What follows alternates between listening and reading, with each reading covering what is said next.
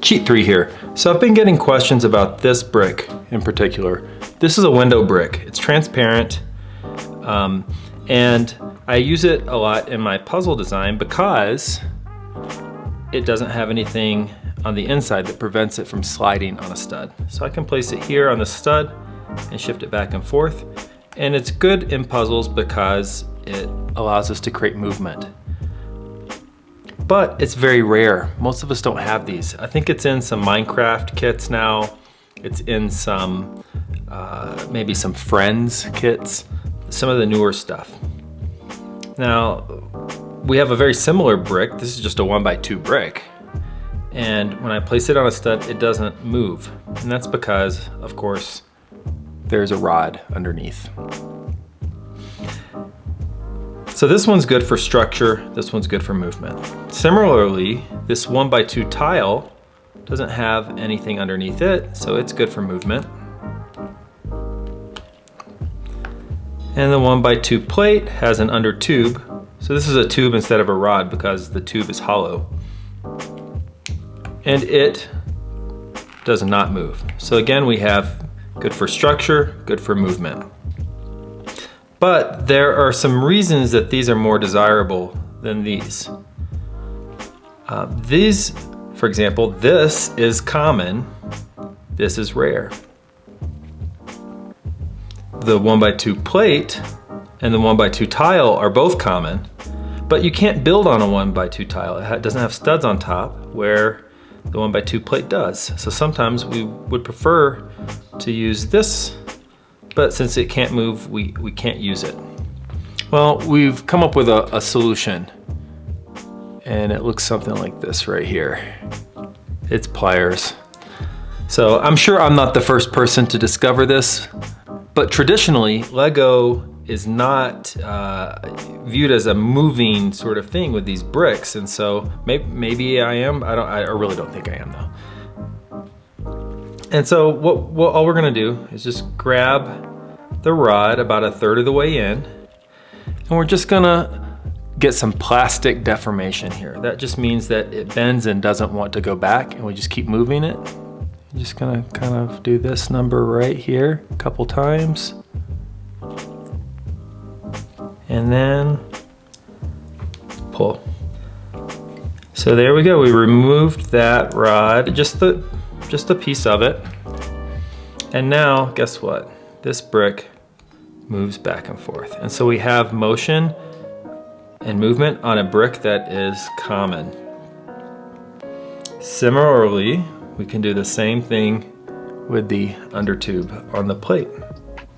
So I'm just gonna grab this one actually all the way and just kind of pinch and pull. There it is. Okay, and on this one you want to try to get all of it out. If there's any residual tube in there, just get it with your pliers.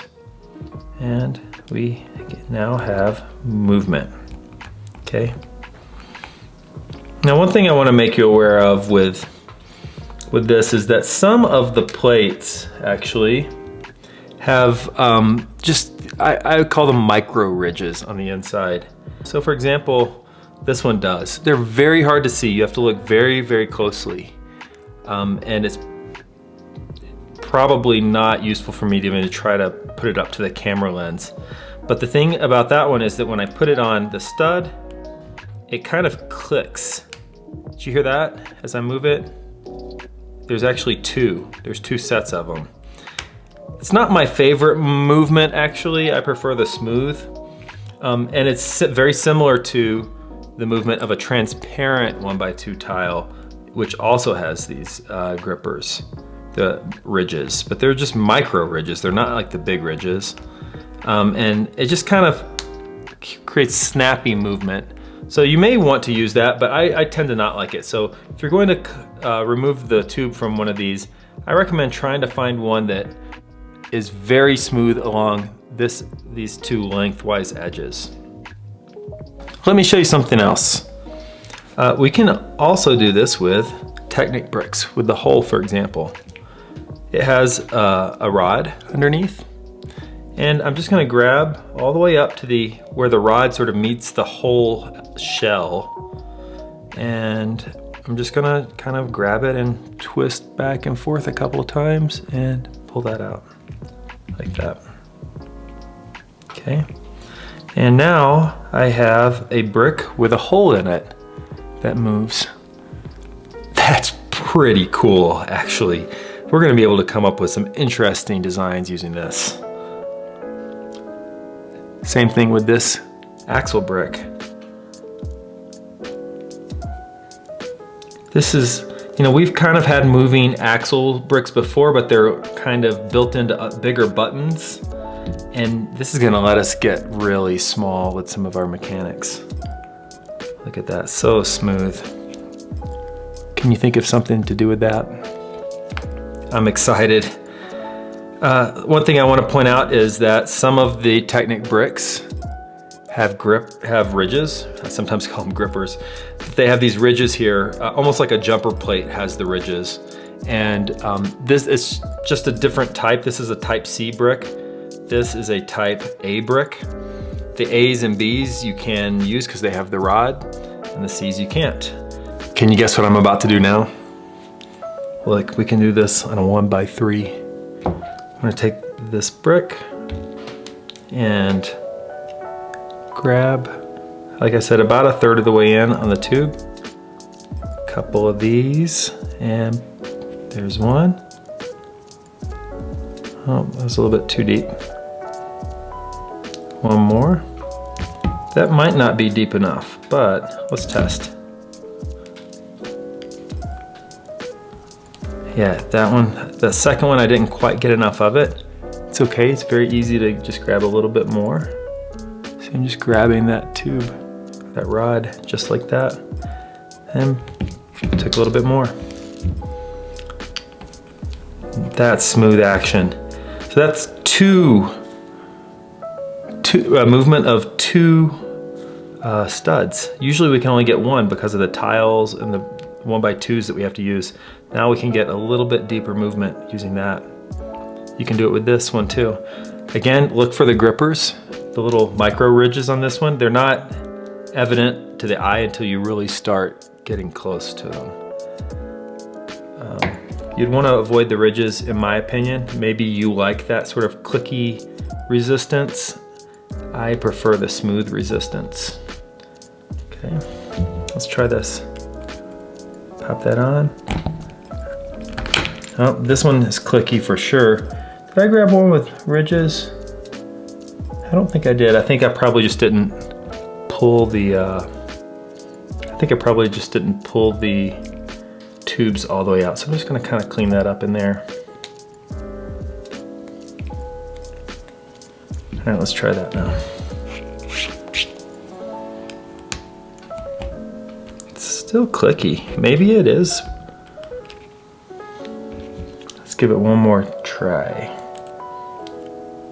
Just trying to get all that out. I know I've got a couple here that I've used that are smooth.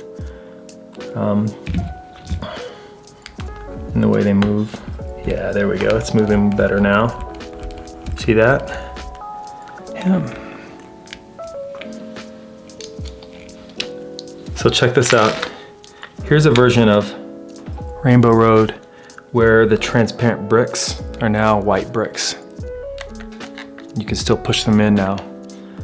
That used to be a transparent brick. The transparent bricks sort of give things away, and maybe you want that. Maybe you want to give some clues as to what's supposed to move, but maybe you want to disguise it better.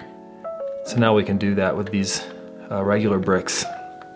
So I'm really excited about the possibilities with these new discoveries. So not only do we have sort of mods that we can make to common bricks to sort of get replacements for rares, we've actually opened up a whole new range of possibilities. We have 1x3s now that can slide. We have Technic bricks that can slide.